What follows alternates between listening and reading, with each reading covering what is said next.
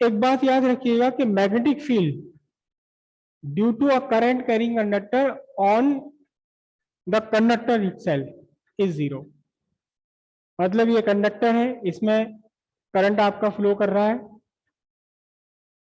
तो ये करंट अपने से सर्टेन डिस्टेंस पर तो मैग्नेटिक फील्ड इंड्यूस करेगा, बनाएगा, लेकिन इस कंडक्टर में बहने वाली करंट खुद इस कंडक्टर के ऊपर मैग्नेटिक फील्ड नहीं इंड्यूस करेगी। Magnetic field due to current through a conductor on the conductor itself is zero.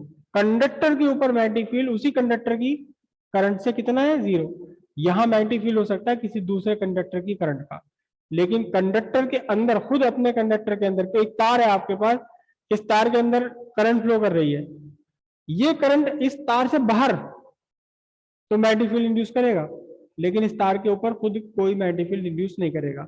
शर्त यह है कि वायर की लेंथ, वायर की थिकनेस बहुत कम होनी चाहिए, negligibly small as compared to its length. तो इसी बेस पर कुछ क्वेश्चन एग्जाम में आ रहे हैं, उन क्वेश्चंस को हम हल्का सा स्टडी कर लेते हैं। मैग्नेटिक फील्ड, एक ये वायर, और वायर से फिर एक सेमी सर्किल बन गया, ये वायर से एक सेमी सर्किल बन गया और फिर ये वायर आगे चला गया। This is the centre of semi circle. यहां आपको मैग्नेटिक फील्ड वेक्टर चाहिए। करंट कितनी है इसमें, करंट है, करंट की वैल्यू है आई। तो यहां मैग्नेटिक फील्ड, देखिए ध्यान से समझिए कि ये पॉइंट, मैं इसको सी लिख देता हूं, यहां आपको बी वेक्टर चाहिए। बी पॉइंट, पॉइंट का नाम बी नहीं है, बी वेक्टर। ये जो पॉइंट सी है ये खुद कंडक्टर के ऊपर ही पड़ रहा है, तो magnetic field due to this straight conductor at point C is zero. Point C पर किसका मैग्नेटिक फील्ड है, केवल इस सेमी सर्किल का मैग्नेटिक फील्ड है, केवल इस सर्किल का, सेमी सर्किल का मैग्नेटिक फील्ड है।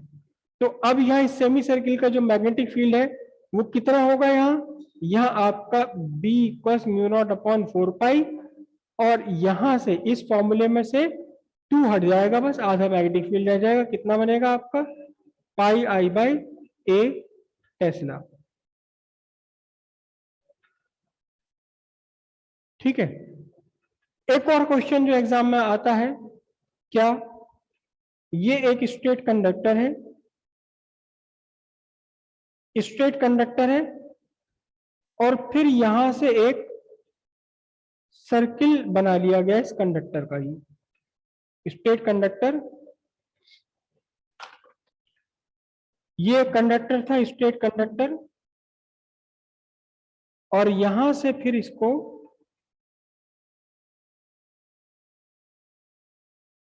सर्किल में मोड़ लिया गया,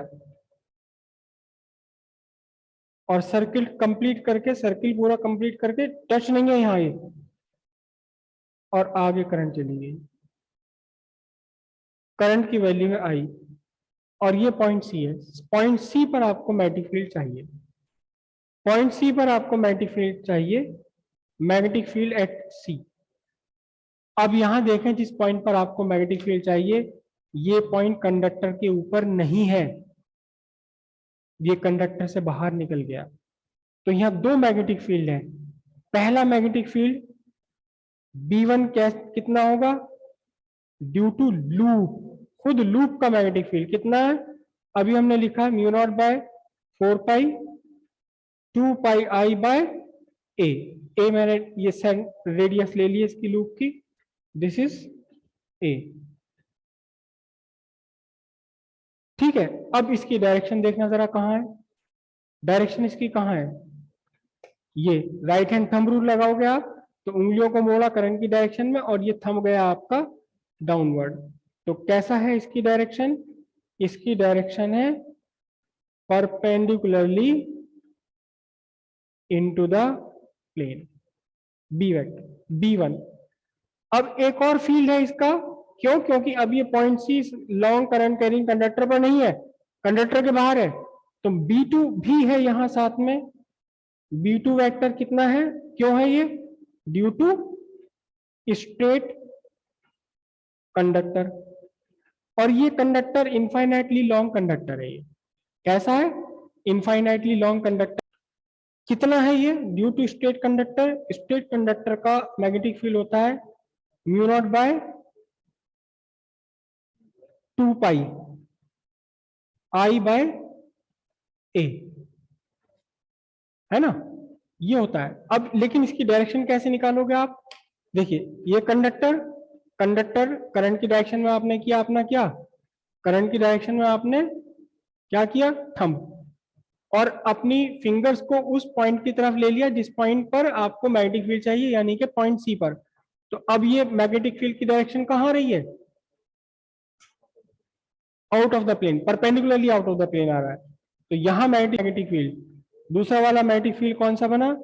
ये बना आपका sorry perpendicularly out of plane, correct.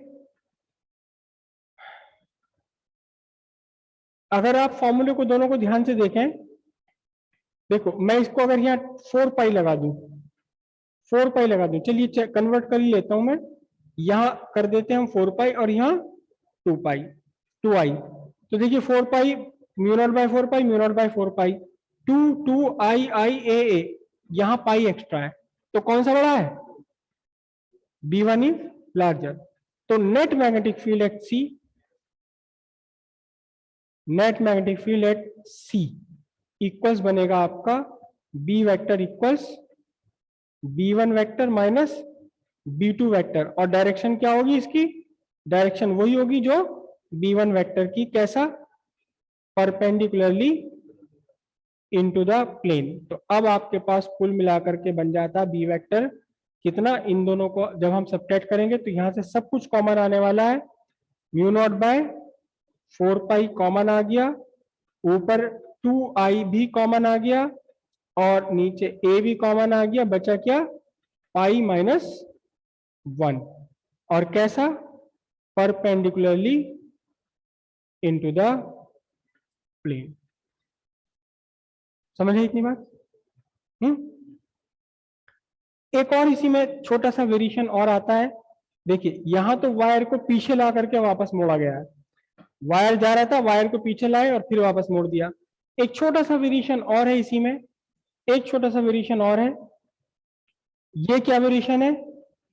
ये सीधा स्ट्रेट वायर आ रहा था, ये यहां से इसे आगे मोड़ दिया गया,